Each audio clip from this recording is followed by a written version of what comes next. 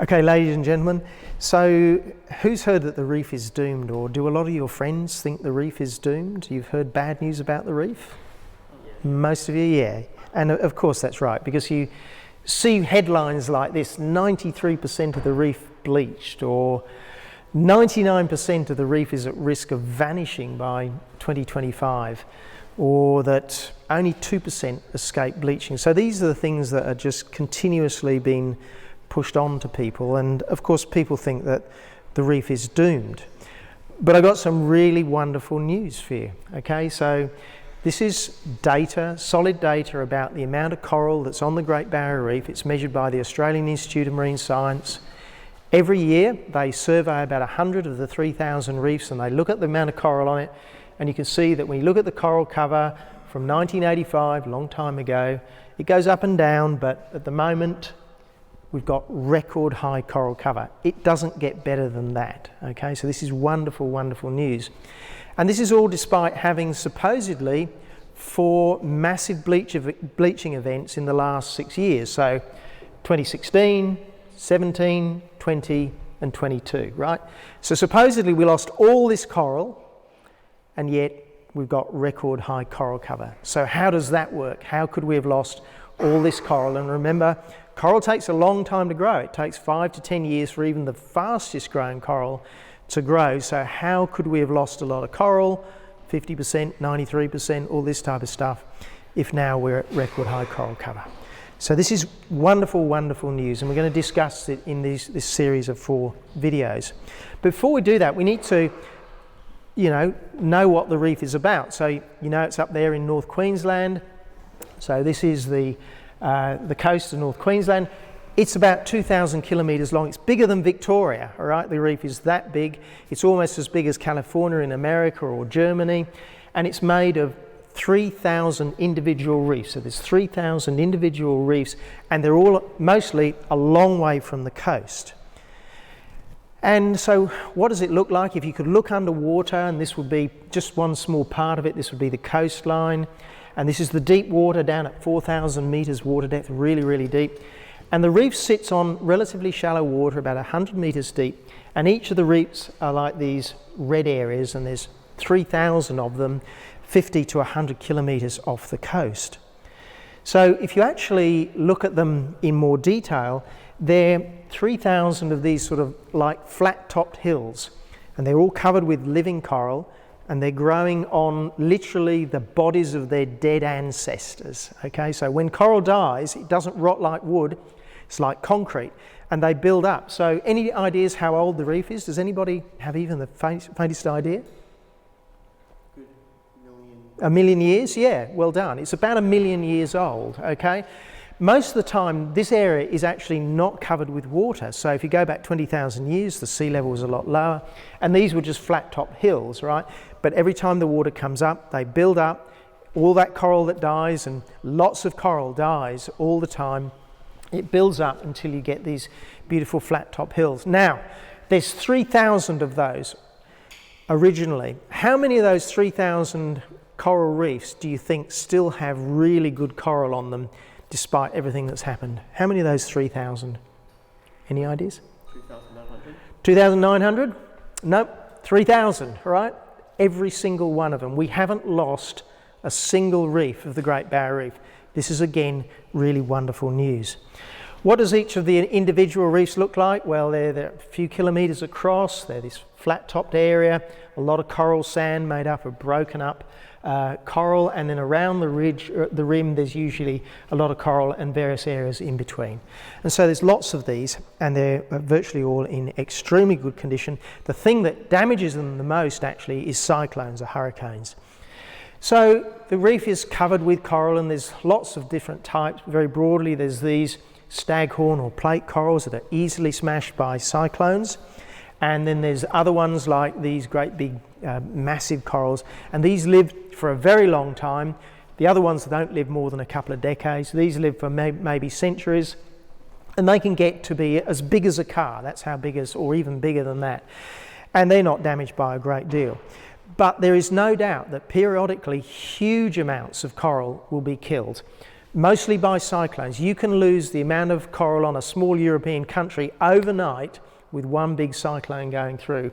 But then there's starfish plagues and there's bleaching, and all of these are entirely natural, and they've been happening since forever.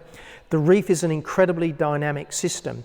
It goes through crashes and recovery and crashes and recovery. And you can see that in this data from the Australian Institute of Marine Science. So if we look at the northern part of the Great Barrier Reef, this is the northern third, you see it fluctuates around. We had this big crash and then complete recovery, in fact, more than complete recovery.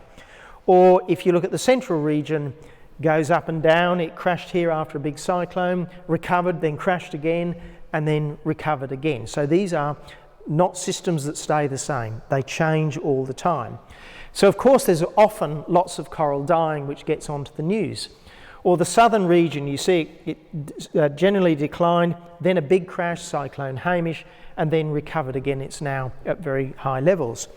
Or possibly the most spectacular one of them all is this southern, very most southern sector of the reef, big area. When the records started, it was very high.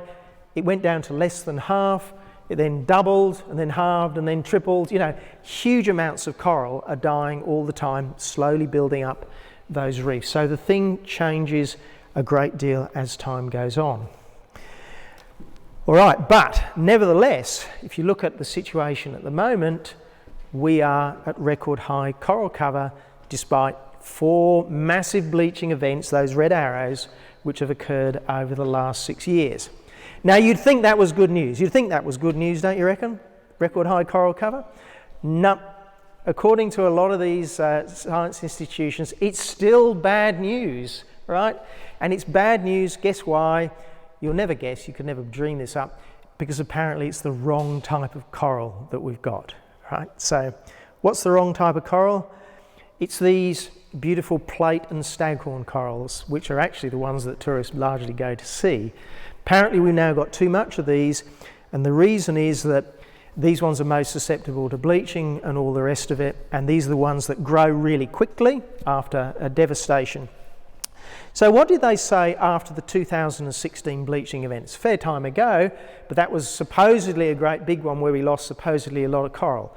Well, this is what they said after that, right? Remembering at the moment they're saying we've got too much of this plate and staghorn coral, they said, fast-growing staghorn corals and tabular corals suffered a catastrophic die-off. Right, so this is the staghorn and bleaching, suffered a catastrophic die-off, transforming the three-dimensionality and ecological functioning of the reef, changing the reef forever as the intensity of climate change continues to escalate. All right, so then they were saying we don't have enough of this plate and staghorn coral. And now they're saying, well, the reef sees record high coral, but it's highly vulnerable because guess what? We've got too much of this plate and staghorn coral, which supposedly was all killed 4 times in the last 6 years. So can you see the circular argument here?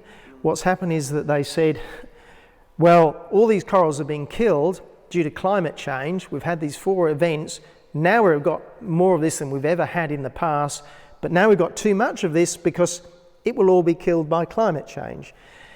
So what I'd say to you is these people, they can never see a good story. So what they're now saying is the rapid growth of coral cover appears to have come at the expense of the diversity of the coral on the reef, with most of the increase accounted for the fast-growing branching corals.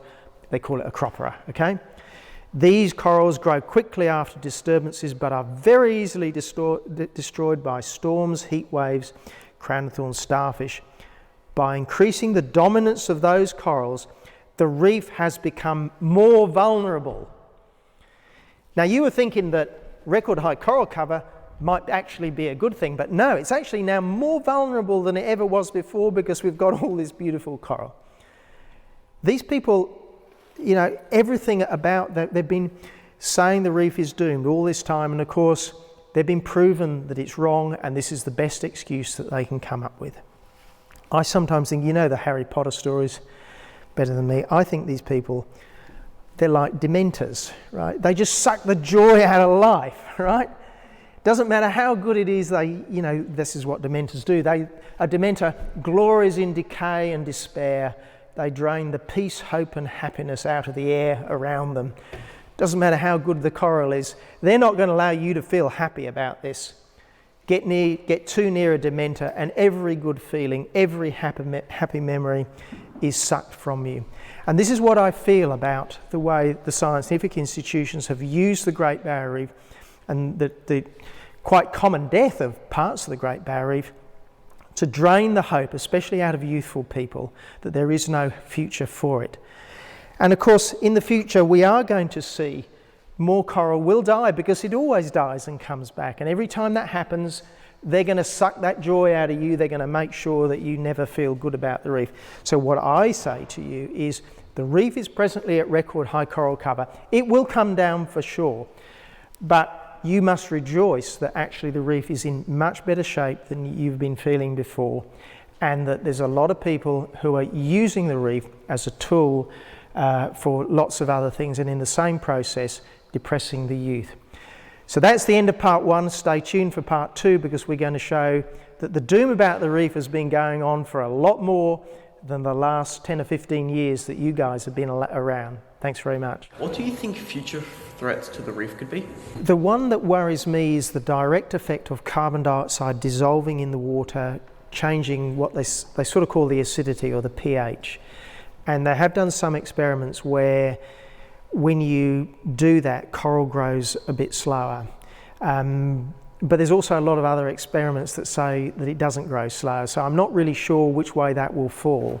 But that certainly does worry me, whereas the change in temperature due to climate change I don't think is a big worry, and the effect of the farmers. But that one, I think the jury is still out. So there is room for worry in that case. Why do you think they're using the reef as kind of a scapegoat? Yeah, good question. Many of them, they're not doing it deliberately as a scapegoat. They genuinely believe that the reef is damaged. I think a lot of the biologists who study the reef are emotionally attached to the reef, and you can understand why, because it's such a beautiful thing that when you see it dying, you can't help getting worried about it. So they're not doing anything deliberately evil or anything like that. I think there is a small number, maybe at the very top levels of the institutions, that see it as a way of getting money for the institution, and also as because of course there's huge amounts of money now goes to save the reef. So there's a little bit of that has crept in. But as we'll see later, I think the biggest problem is that it's really just a quality assurance problem, that people are just getting the science wrong for not necessarily bad reasons. Yeah. The video you just watched is for a new education platform called True Arrow Academy of Critical Thinking, or TACT for short.